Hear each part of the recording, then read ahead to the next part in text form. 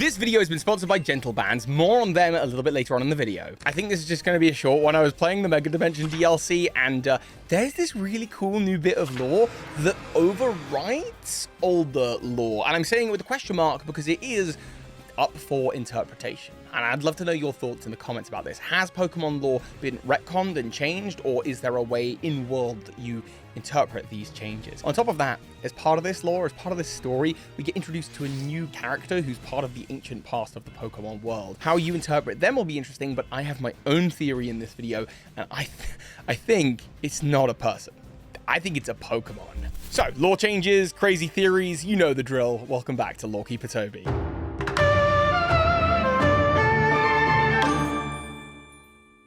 So let's start with the lore. Let's start with the cutscene that we get. What do we learn and what did we know before? Like, why do I think there's a difference here? And as you follow along, see if you can kind of spot this. So we get told a story about the history of the Hoenn region from the perspective of Ansha. Ansha is a child, the child of Diantha. Yeah, spoilers, by the way, although that's not a spoiler. Look at them. Anyway, we get told a story of the history of the Hoenn region, and with it the clashes of Groudon and Kyogre, the Draconid people and Rayquaza coming to save them, and Mega evolving. But the details are different to what we've learned from a professional lore keeper, whatever that means. A professional lore keeper being Zinnia from a Mega Ruby Alpha Sapphire. So I'll give you Ansha's version of the story, then I'll give you Zinnia's, which has different details and contradicting details, and we'll see how this doesn't all come together before I get into wacky theory territory.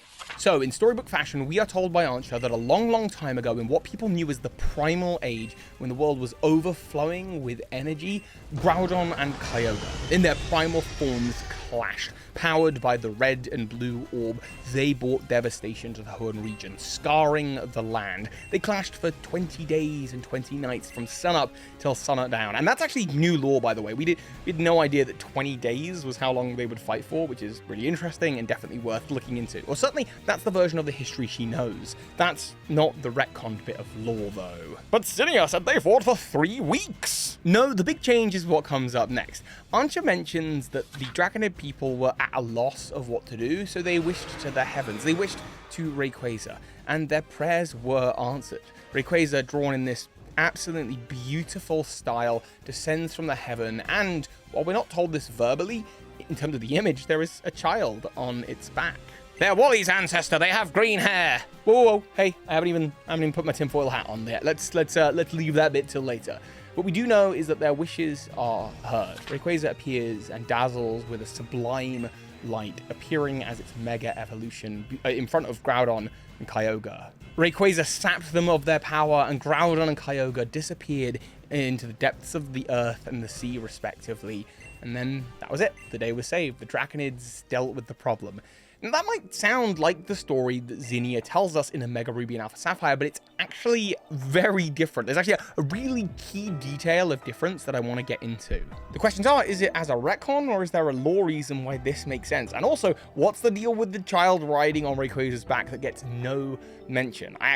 We'll get to that theory, but first, here's how Zinnia tells the story when we're ascending the Sky Pillar. And for quick context, Zinnia, by the way, actually is one of these Draconid people. She's a special role within them called the Lorekeepers, who they don't tell stories through the form of like kids' books that we know of, and they don't tell stories through YouTube channels that you could subscribe to help us get to 300,000 subscribers before my birthday next year, April 23rd. But instead, they tell stories orally, passing down the traditions and stories face to face, or as recordings on cave walls like in Granite Cave and in the Sky Pillar, which is built as a sort of shrine to the heavens, as a way of reaching Rayquaza and asking it again for its favor, begging from it, wishing from it. So as we ascend this monument, she tells us the story in multiple chapters, and at first it sounds much the same as Ansha's version of events, but I wonder if you can spot the difference here.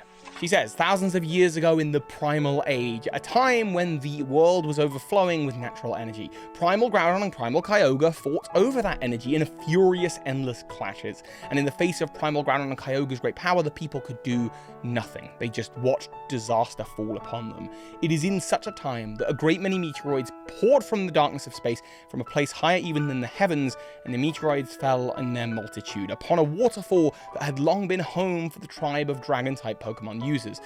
So this is the creation of Meteor Falls, and was obviously omitted from Ansha's version because I guess it's not just ultra important to this version of the story.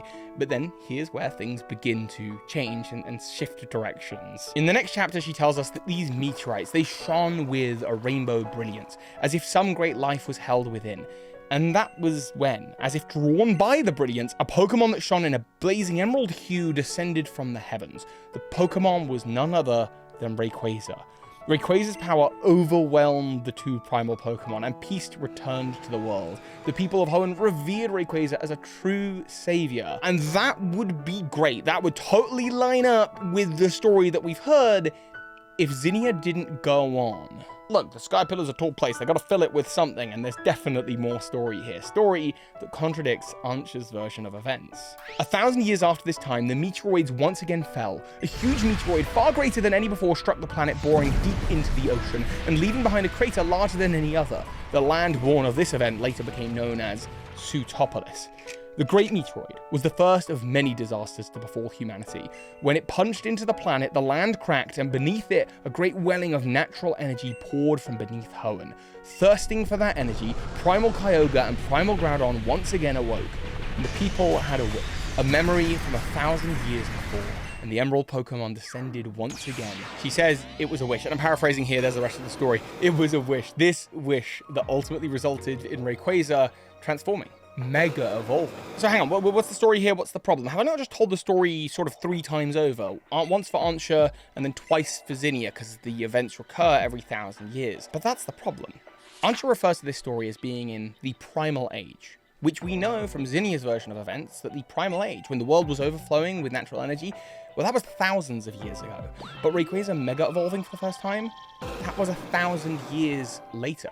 Ansha's story is confounding, compelling, no, a condensing, a combination of the two stories in one.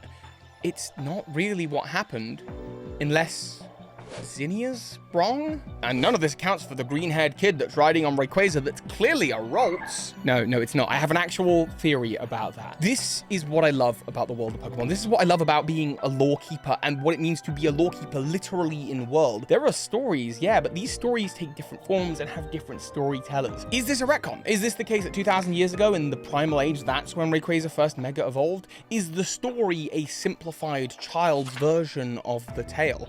Would the Draconids be okay with that? Do they own the publishing company? Maybe not. Could this be the whole, it's a multiverse, so I guess the laws allowed to be different from game to game? Yeah, sure, maybe, but that's boring. Or do you want to start making a Pokemon theory and suggest that Ansha's whole story, her tale, that all happened just 1,000 years ago, and that the Primal Age that she's referencing is a sort of second Primal Age, 1,000 years later? You can make that argument if that's what you believe, if that's what works your headcanon, because you too are a lorekeeper. We'll get these little pieces of a puzzle and get to build our own headcanons, our own theories, and our own stories. I do want to hear yours in the comments below, but I also have a huge theory here. But this whole idea of interpretation, storytelling, that's what this year has kind of been about for me. That and my engagement to Cup of Fee. I've spoken about it a lot, and I love showing off my ring because it reminds me of Mega Sableye, who I was lucky enough to catch in Pokemon Legends EA. I don't think the child on the back of the Rayquaza is a Sableye, but I spent a lot of time ring shopping, and I really, really want to express in a now let's move to the brand sponsor segue part of the video. I want to do this as organically as I can because I genuinely wish I had heard of Gentle Bands before I had gone ring shopping. Because telling your story, telling my story, that's kind of what it's all been about. If one finger on my left hand is dedicated to my love of Phoebe, then I think the other fingers should probably start being dedicated to my love of other things. And let's start with storytelling, self-expression, putting our view into the world. When Gentle Band sent out their rings, I was blown away with what I was looking at. The weight of them, the feel, and how good they look on the hand. Mostly though, just how unique they are. Not only that, but they got rings made of Damascus, a dinosaur fossil. I mean, that's pretty cool. A meteorite, and meteorite very much is going to tie into the rest of this Pokemon theory. The one I'm wearing at the moment, the outside of it is a tungsten, but the interior of it is just like the one they've got called the Treasure, and the Treasure is like perfect because you've got these hues of like red and blue combined together with a little bit of silver. The red and blue, that's Groudon and Kyogre, but it's also Red and Blue, the original, a story that gets told again and again and again, and it's constantly being taken into new new lenses. And I think anyone's story, anyone's rings on their own finger, I think it just tells something unique about you. I love this golden black one. This one makes me feel very fancy and confident. I'm going to be wearing this one out a lot. As Pokemon go, shiny Rayquaza.